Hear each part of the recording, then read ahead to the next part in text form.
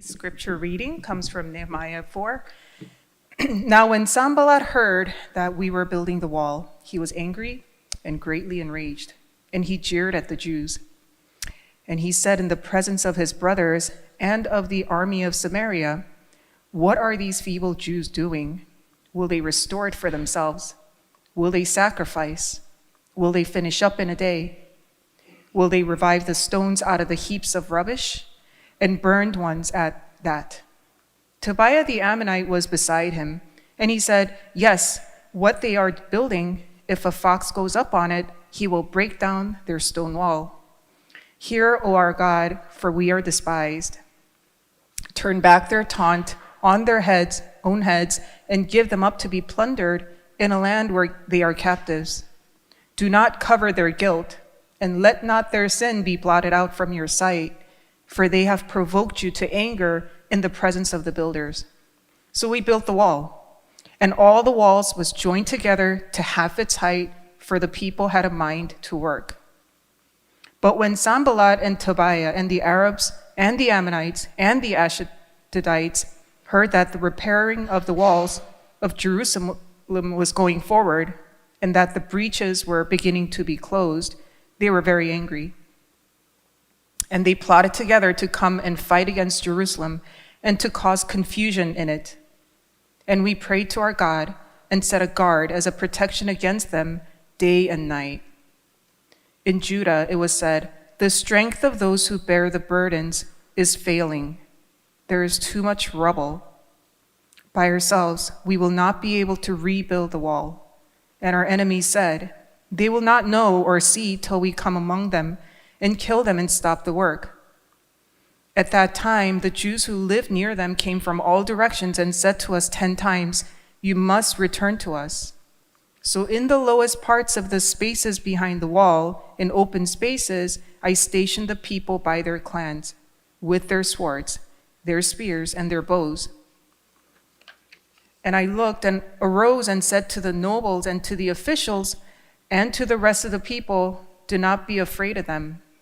Remember the Lord, who is great and awesome, and fight for your brothers, your sons, your daughters, your wives, and your homes."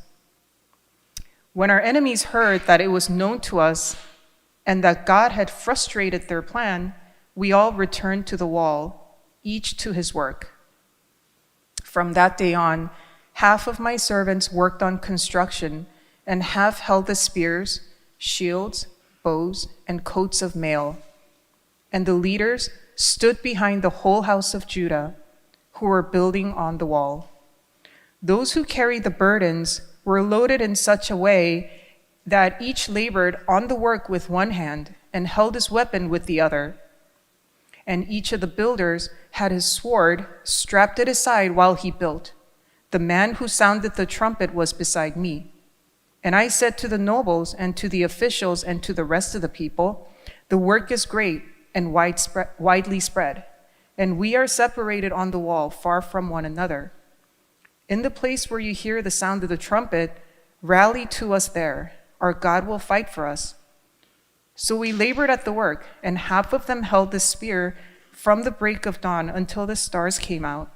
I said to the people at that time, "Let every man and his servant pass the night within Jerusalem, that they may be a guard for us by night and may labor by day." So neither I nor my brothers, nor my servants, nor the men of the guard who followed me, none of us took off our clothes. Each kept his weapon at his right hand. This is the reading of God's word. I want to show you this picture as I begin this sermon. Let's see the picture. This is a picture of Korean people returning to their home when they were displaced during the World War II. In October 12, 1945. In August 15, 1945, Korea experienced great liberation, and the people who were taken, the captives, they were able to return to their home. For 30-some years, or 37 years, they had lost their name, their nation, their national identity, and after this great liberation, they were able to return to their home and saying, "Yes, we can go back to our homes." we can go back to our homeland. The books of Ezra and Nehemiah recount this historical events that took place in Babylonian exile, specifically focusing on the restoration of Jerusalem and return of these exiles, going back to their homeland when they were taken away as exiles. And they were living in foreign lands for many, many years. And finally, this king of Persia had good intention and good kindness in his heart and said, hey, Israelites, you can now go back to your home. You can go back to your nation, and you can start your life in your homeland. Nehemiah was a cupbearer, was filled with deep sense of responsibility and burden to rebuild his wall.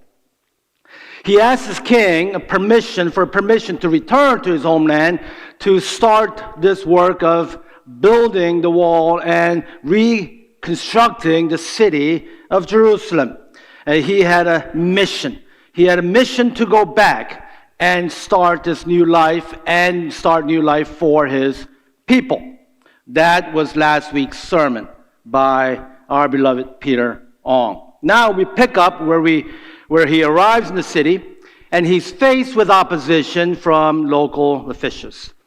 From the get-go, we're introduced with these two bullies, Sanballat and Tobiah, who mock and threaten the building efforts. And Nehemiah and his people experience grave discouragement. They were trying to start something new. You know, when you're trying to start something new, you go back to your homeland and you're building something and you're like, yes, we can start. This is a new start for us. And they were all excited and passionate. And these two bullies, with others that we will see, Ammonites and Ashdodites, they come and interfere and they discourage these folks. So today's text tells us how Nehemiah and his people battle discouragement. So I have 3 key words to share with you today. Discouragement, discipline, and devotion. Discouragement. I want us to look at the source of discouragement here. We can see the first source of discouragement was from his enemies. Mockery and ridicule. They belittle Jewish work and question their ability to rebuild the walls, and they're ridiculing their process, and they jeered. With every insult hurled at them, the enemy sought to somehow sow the seed of doubt and insecurity.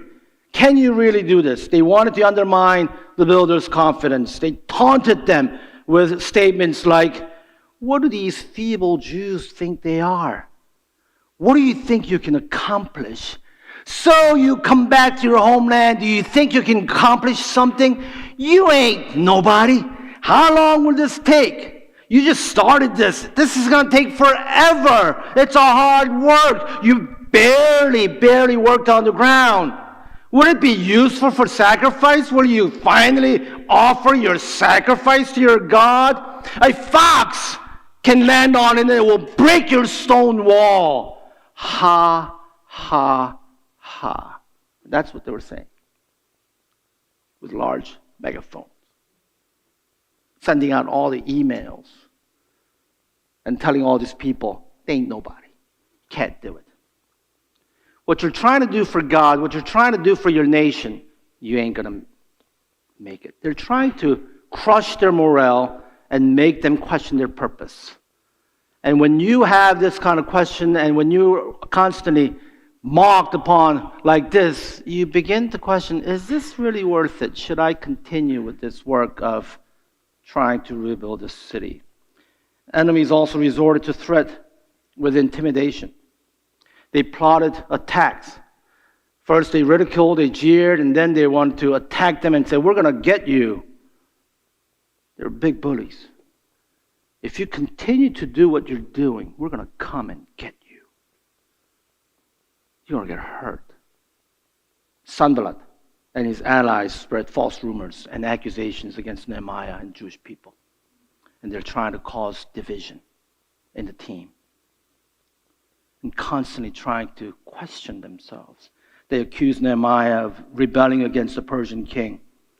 hoping to taunt his reputation and discredit his leadership. Of course, Nehemiah was discouraged.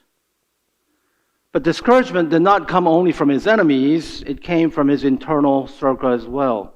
This internal discouragement in Nehemiah 4 involves opposition and undermining the work of rebuilding the walls of Jerusalem, and some of their noble officials of Judah.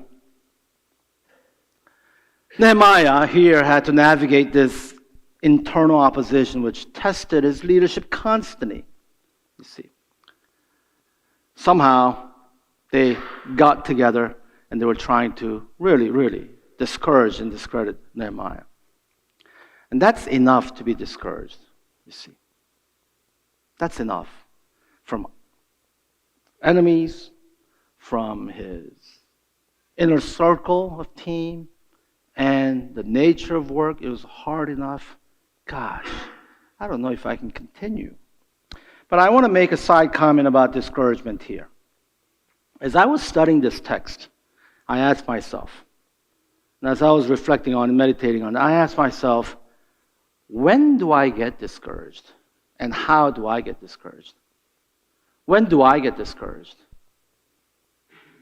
I do get discouraged. Not a lot. I'm, by nature, I think, pretty optimistic person. But I get discouraged, and I was reflecting and trying to meditate for my own soul. And maybe you can ask yourself as well, when do you get discouraged? Or are you discouraged now? What are the sources of your discouragement?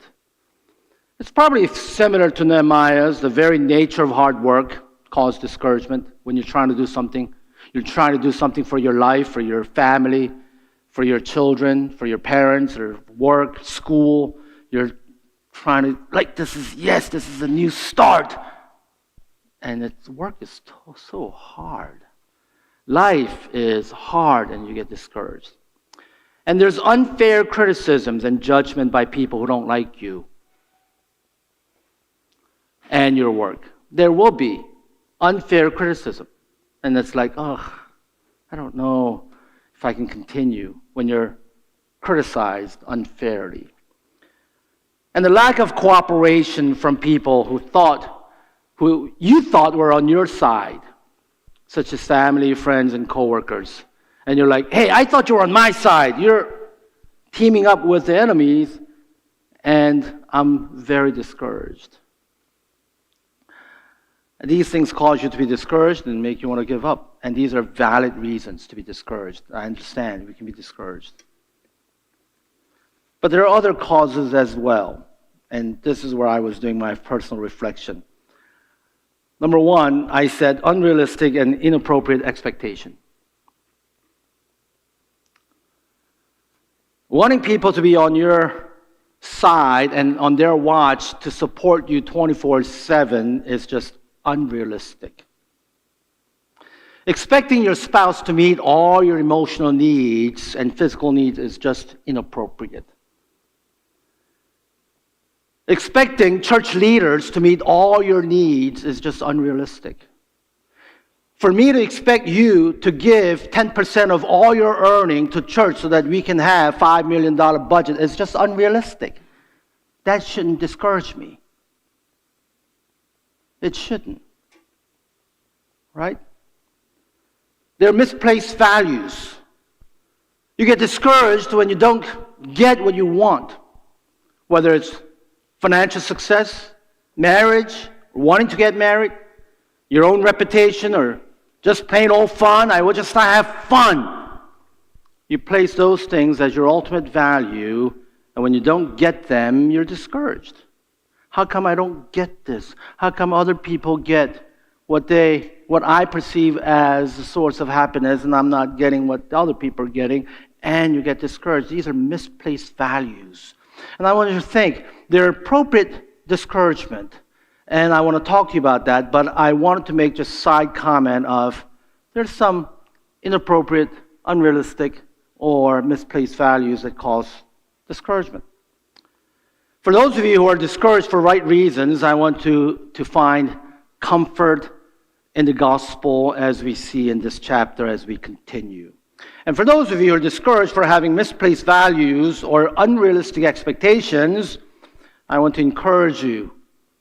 I want to encourage you from your discouragement to reassess your values and expectations. What do you value the most? What should be the most valuable in your life? Misplaced values and inappropriate expectations can really bring you down. So what do we learn from Nehemiah? Second thing, discipline. In the midst of ridicule, persecution, and betrayal, Nehemiah shows discipline in staying in course. I would call this a discipline of grace. What do they do? Sanballat, Tobiah, Ammonites, Ashdodites, they're constantly persecuting, mocking, discouraging Nehemiah and his people and his work. How do they respond? Look at verse 6 with me. Chapter 4, verse 6. This is what it says. So we built the wall. I love that. When I saw that, I'm like, yo, that's where it's got to be. I like that. So we built the wall. Sometimes we just need to ignore our haters and just do what God has called you to do. They didn't respond. Nehemiah said, okay. Fox, okay.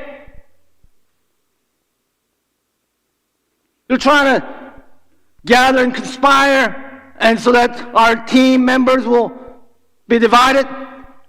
All right, good try, good effort. We built the wall. Whatever the last thing was that God revealed it to you. Whatever that you sit before God in your prayer and God has called you to do and to move forward to, you do it. Don't try to come up with something new. If God calls you to do something, don't try to come up with something new and say, hey, maybe this is not working. I got to just stay course. It's not the undertaking of any great new matter, but the continuing of the same until it's thoroughly finished. That's important. Staying on the course and being faithful. Not just jumping around. Oh, this is not working. Oh, this is not working. Oh, that's not working. You know, that's what's needed in our church, in our time and day, is for people to be just faithful and just stick to it. Right? Some people call it grit. That's not a theological word, but it's theological enough. Stay on course. What God has called you.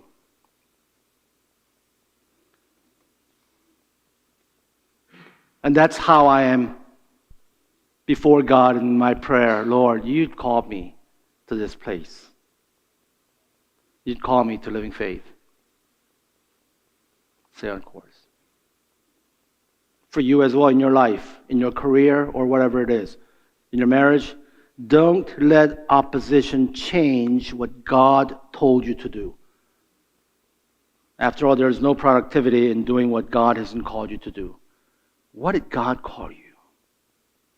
And that's why they kept their hands on the wall. They didn't shut down, as we saw in the verse. So we built the wall. They kept building it. As it says, for the people had mind to work. And the story doesn't end there. The opposition is intensified in verses 7 and 8. Look at verse 7 and 8. This is what it says. But when Sanballat and Tobiah and the Arabs and the Ammonites and the Ashdodites heard that the repairing of the walls of Jerusalem was going forward and the breaches were beginning to be closed, they were very angry. And they all plotted together to come and fight against Jerusalem and to cause confusion in it. Look at what happened here. Sanballat, Tobiah, Ammonites, and Ashdodites. They weren't friends before. It's not like, if you understand this text, it's not like they were friends and they had like monthly gathering together or some kind of coalition. They weren't friends, but people who usually don't meet together, they start meeting together. Somehow they're united in their effort. That's what happens a lot in churches too. When there's something against the church, there are people who are like, oh, I don't like this part about this church. And then they say, I don't like about this part about church. And then they weren't even friends before, and they're all united. And they unite force and say, let's fight for a good cause. And then after that's done, they don't even eat together. That's what happened here. I'm not suggesting in any way that there are people like that in our church. Not that I know of. Sanballat's group, the Samaritans are from the north, the Arabs are from the south, the Ashdodites from the west, and the Ammonites from the east. All four corners. Between them, they surrounded Jerusalem. North, south, east, west, coming together and say, we got to put a stop to this. You know, God allows us to be surrounded sometimes. The Apostle Paul says in 2 Corinthians 4:8, we are afflicted every way. The word afflicted can be translated as pressed in or squeezed in as if by some force or people. We're squeezed in. And as soon as I read this text, and I was thinking about, Apostle Paul was afflicted in every way, squeezed in. But you know how Apostle Paul finishes his sentence? Verses 8 to 11. We are afflicted in every way, but not crushed. Perplexed, but not driven to despair. Persecuted, but not forsaken. Struck down, but not destroyed. Always carrying in the body the death of Jesus, so that the life of Jesus may also be manifested in our bodies. For we who live are always being given over to death for Jesus' sake, so that the life of Jesus may also be manifested in our mortal flesh. This is incredible testimony. Incredible testimony. Afflicted in every way. I look north, south, east, west. I look around. There's persecution, there's discouragement, but not crushed. I'm perplexed. I'm confused, indignant, but not driven to despair. I'm not hopeless. Persecuted. Why are so people against me? Why do people hate me so much? Apostle Paul says, just like Nehemiah. But he says, but not forsaken. I'm struck down, physically, beaten, kicked, spat on. I'm not destroyed. Why? Because I carry death in the body of Jesus Christ. That's Apostle Paul's confession. And when we experience discouragement, we can make some kind of connection here. Are you in any way afflicted? But remember, you're not crushed if you carry the life of Jesus manifested in your mortal flesh. But let's continue with this narrative because I have to finish on time. Verse 8, it says, the walls of Jerusalem was going forward, and that the breaches were beginning to be closed. They were very angry. This is significant. Why were they very angry at this point? One commentary said the word closed takes its root from a word that means the healing of a cut or a wound. When I discovered that in one of the commentaries I read, and I said, whoa, this is interesting. That's why these people were so very angry. It's closed. breaches were being closed. It was being healed. The wall is being healed. And the enemies don't like that. They hate it when God heals things. So they turn up the heat. There's more intense opposition. More intense opposition, persecution, really physical threats. So how do people respond now? They responded with prayer and strategic plans. We see that, right? Now, this is very important to note. Of course, in verse 4, we can see this imprecatory prayer. It's almost scary. In verse 4, it's almost like prayers in Psalms. You can see that, "Hear, O God, for we are despised. Turn back their taunt on their own heads and give them up to be plundered in a land where they are captives. Do not cover their guilt, and let not their sin be blotted out from your sight, for they have provoked you to anger in the presence of the builders." Are Christians allowed to pray this kind of prayer? Are you allowed to pray? Your neighbor's blocking your driveway. "Oh, hear our God, for we are despised. Turn back their taunt on their own heads." Can you do this? When someone cuts you off and then hits you and runs away, do not cover their guilt. Let not their sins be blotted out from their sight. There are a lot of imprecatory prayers in Psalms, and of course, this prayer, I would say, I'm going to make a quick comment and I'm going to move on. And if we can continue to talk about this, and it will come up again, but I'll just make a quick comment. This is a legitimate prayer. Because Nehemiah is seeking after justice. This is a prayer of justice.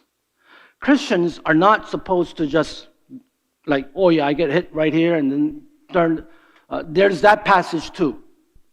But there's a passage about practicing justice in this world, where there ought to be proper order of what God's doing. When someone sins, there has to be consequence. When someone sins against, where weak are oppressed, there has to be justice.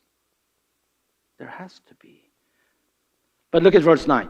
"And we prayed to our God and set a guard as a protection against them day and night." It says we prayed and set a guard. I call this discipline of grace. This is a great discipline. We prayed and we set a guard. Prayer without action can become mere superstitious self-talk. You just pray. And action without prayer can lead to some kind of a falsified self-reliance. So there's prayer and action. Not just superstitious speech. Not just self-reliance, thinking, "Oh, I can do everything." It's in this combination of prayerful dependence on God and intentional action that we find true alignment in God's purpose. We experience that. We have to. Let me give you an example. My example. I'm preaching Sunday. What should I do? Pray or study?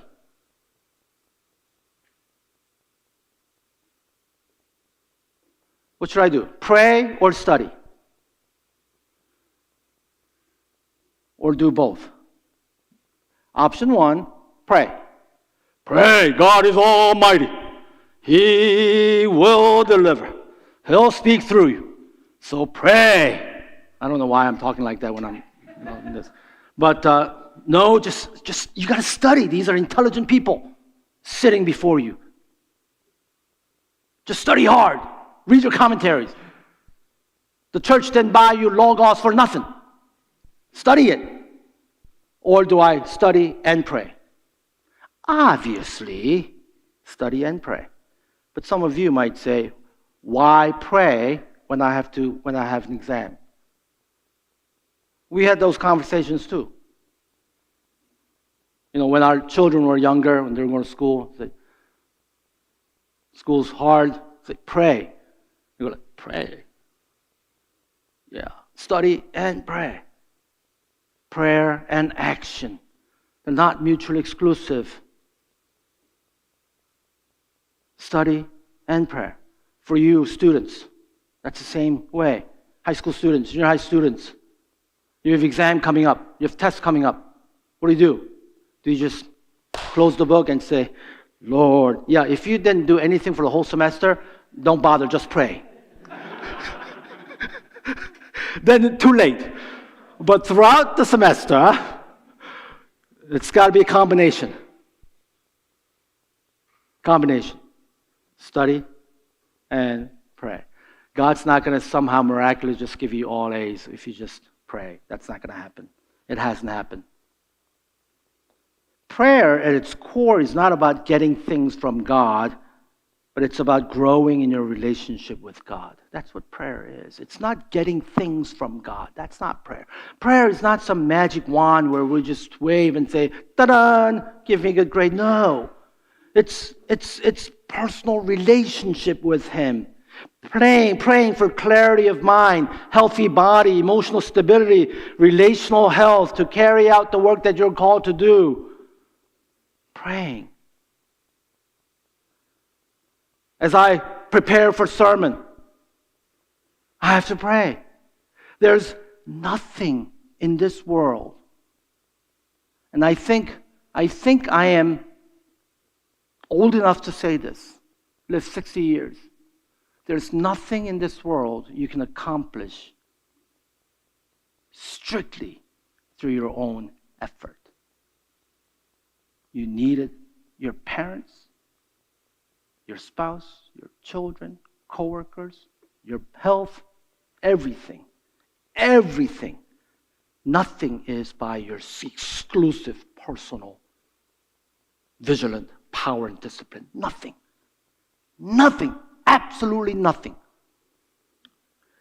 I don't like to say absolute things, but this one I can say. Thoughtful prayer and strategic actions always go hand in hand. Let me close out. Devotion. I want to take you to verse 14. And I looked and arose and said to the nobles and to the officials and to the rest of the people, I meditated on this for a long time. Do not be afraid of them. Remember the Lord, who is great and awesome. And fight for your brothers, your sons, your daughters, your wives, and your homes. Take this to your heart. Do not be afraid of them. Know your enemies, but do not give them more power than they have. Do not be afraid of them, because they don't have the power you think they have. Sometimes we give omnipotent power to our enemies and make them look too big. And we're like, wow, we're overwhelmed. Your situation, your problem, and pain in life are not God-sized problems. Nehemiah says, do not be afraid. How? How can he say that? You see Sanballat? You see Tobiah? You see the Ammonites? You see the Ashdodites? How can you say, Nehemiah, do not be afraid? You see what's going on in my life? You see the challenges I have with my children, my aging parents, with my work, with my finance, with my health? Do you see what's going on in this city? Do you see what's going on with all kinds of insecurities? And even my co-workers plotting against me, and they triumphantly shout when I fail. Do you see what's going on? You're telling me, Pastor, do not be afraid, like Nehemiah is telling his folks. Yes, I am. Sure enough. How? He says, remember the Lord. He is great and awesome. That's it. Do not underestimate God. Don't shrink Him. And don't minimize His character. And do not minimize His devotion to you. When I said devotion, I didn't mean your devotion to God. I meant God's devotion to you. God is devoted to you. God is bigger than your opposition. God is bigger than your brokenness. God is bigger than your frustration. God is bigger than your regrets. God's bigger than your past. God's bigger than your pain. God's bigger than your hurt. He's bigger than death.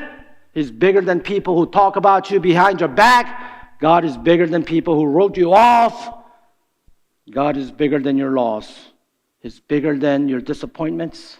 He's bigger than your career. He's bigger than your boss. He's bigger than you. God is great and awesome, he says. So stay focused on him. He's big. He's great. He's great. And he's awesome. Nehemiah had the audacity to stand before these people who were discouraged. They were shrinking, shriveling up because of Sanballat, Tobiah, Amorites, Ashdodites. All four corners pressing on them. They were pressed in. And Nehemiah stands and says, "Do not be afraid. Remember the Lord. He's great and awesome. He's big."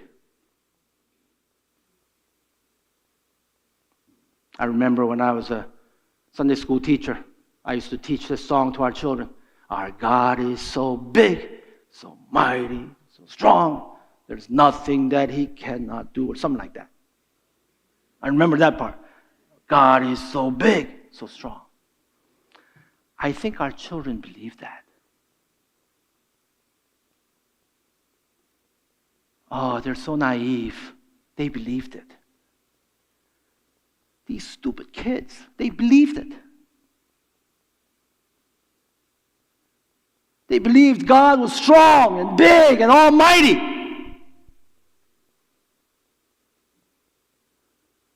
It wasn't just because they were dumb and stupid.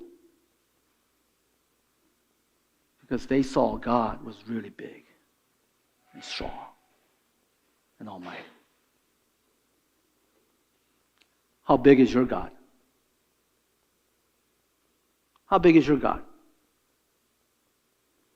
And lastly, fight for your brothers and sons and daughters and wives in your homes. You're becoming more like Jesus as you fight for others. That's what Jesus did. You want to be like Jesus? Fight for others.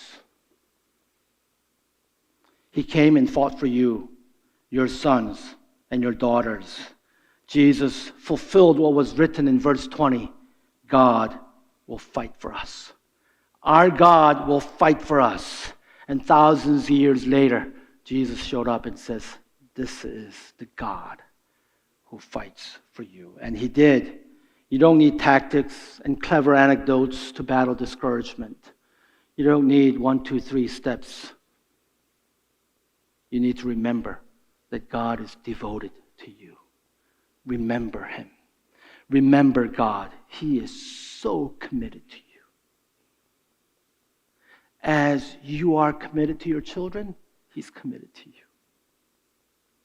He is so committed to you. Remember his devotions.